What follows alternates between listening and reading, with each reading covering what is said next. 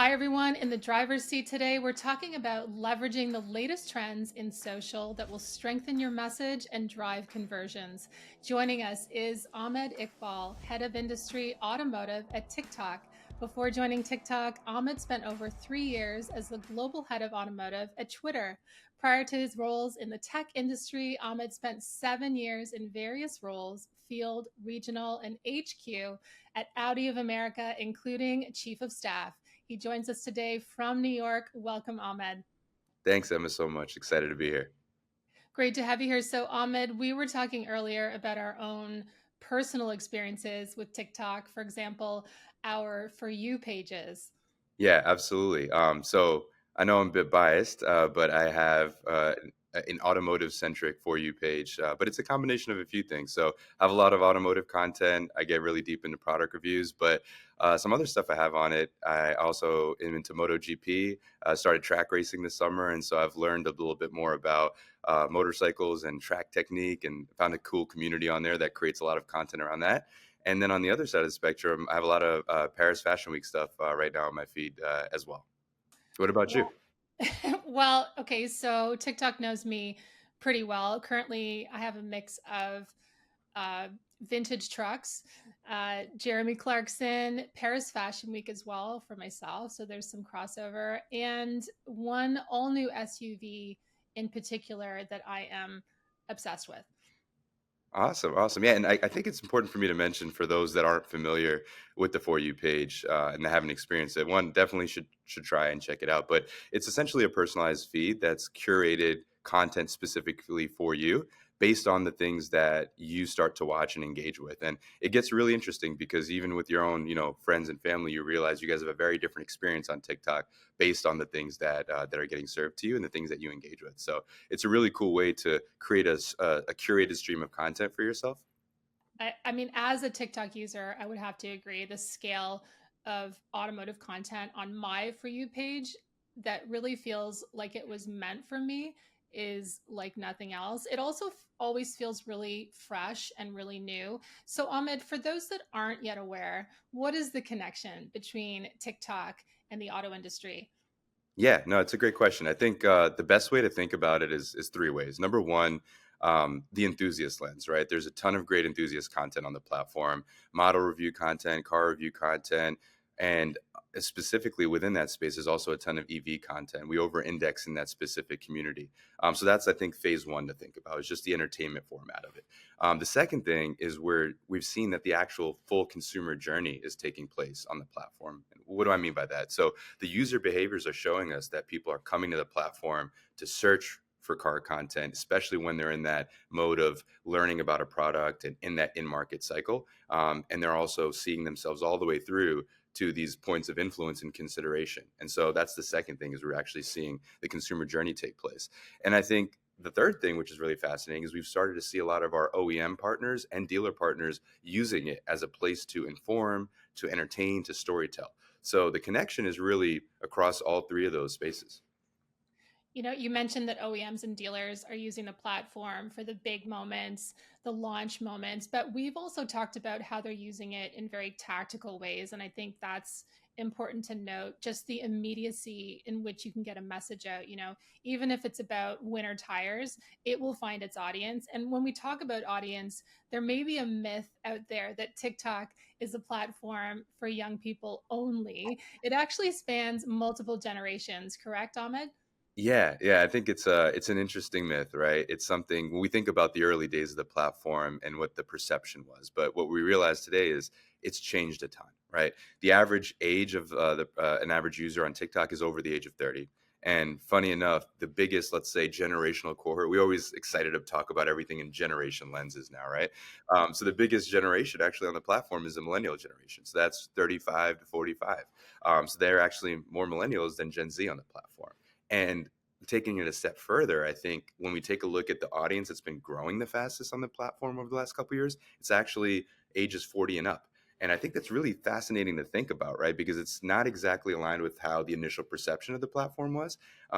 It's evolved, right? And it's becoming a much more diverse audience across not just age demos, but also background demos and gender demos as well.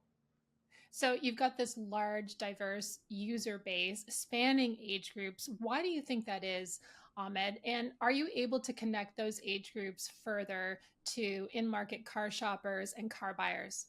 Yeah, no, it's a great question. I think number one, the big thing is that people realize that this is a place for entertainment, but it's also a place for information and a place that people go to discover, right? Discovery is a user behavior that we're starting to see a lot of momentum around, and I think that's brought in different, I guess, different age demos as well, right? Because it's not just about passive entertainment; it's very engaged, it's very active, and then when we take a look at that and apply that to the automotive space, people that are in that mindset of, hey, I'm looking for my next car, or my lease is up and I got to get back in market, I got to start doing my research. They're using the platform for that. And those are, generally, those decision making power for buying a vehicle is an older demographic than your traditional younger demographic that was initially using the platform many years ago. Well, clearly, in market car shoppers are here. And from my own non scientific observations, I see this fusion of TikTok and auto giving a fun factor and an immediacy that is quite rare. How would you describe it from a business standpoint and a media mix standpoint for automotive marketers? And what do you foresee going forward? Yeah, no, it's another great question. I think there's three things around that are important to understand from a business perspective, right? We kind of talked a bit about the audience, and more specifically, one third of the users on TikTok say that they're in market and within the next 12 months, right? They're looking for a vehicle. And so, from a business standpoint, I think it validates the point that the people you want to be talking to as an OEM or as a dealer, they're here, right? And then the second thing is, okay, you have the audience saying that they're in market, but how different is that audience compared to who you're reaching on TV or other platforms? And I think that's where it gets really interesting as well. We partnered with iSpot to do, just a test on seeing the campaign that they were running on TV and comparing that to what they were running on TikTok. What was the duplication there, right? What was the overlap? And it turned out 58% of the people that were exposed to it on TikTok were not exposed to the TV campaign, right? So pretty substantial. And then when you take a look at our audience in comparison to other platforms, depending on which platform it is, it's between 30 and 50% unduplicated reach. So I think not only is the in-market audience here, but it's a different audience altogether. And I think that from a business standpoint is really exciting, right? We have the user mindset in the right space and time. They're different than other platforms. And then, like I mentioned before, they're using us in that purchase consideration cycle where they're starting to search and gain information and drive down into an influential space where they're looking to make a decision. Yeah, I mean, I think those results tell a great story. And I think, like you mentioned earlier, what stands out the most above all is that one platform can support an entire consumer journey and is supporting an entire consumer journey, like it's happening while also being entertainment.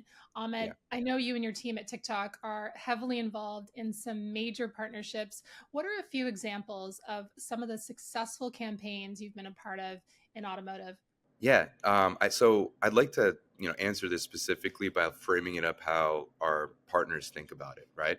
And so we've seen partners jump in with us on launching their product, right? We know that's a top priority for both OEMs and dealers in making sure that everyone's aware something new is coming and entertaining and informing around it. So we've done some really cool product launches with our partners. On the other side of that, we've also done some great cultural connection moments, right? Temples, specifically around Olympics, and big sporting events. We help our brands think about how they can create more awareness around that partnership, and more alignment so that the consumers know that they are there, they are a part of this community as well. So we've seen some really cool work around tempo moments. And then moving down the funnel, we've also seen some phenomenal work around driving performance. So we're seeing brands really lean into driving inventory and driving offers and doing that kind of lower funnel performance work on the platform.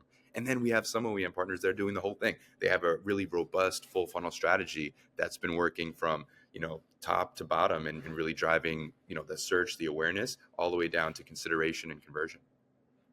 Well, I mean, I can totally see why many OEMs and dealers are already right in there for the moments, the tentpole moments that, they want to share. I have to say there is this feeling of connection to what you're watching with TikTok. Even if you're watching a person in a vehicle, you feel connected to it almost like you're right there. And I mean, that's what's so special about TikTok. So, Ahmed, what would be your advice to OEMs and dealers who haven't started utilizing TikTok yet in their marketing efforts? Yeah, definitely. I think, the important thing is to realize you don't need to recreate the wheel, right? You already have existing content assets that you've developed and you can reuse that. So you don't have to start from scratch. It's a matter of just doing small tweaks to make it a bit more native to the platform.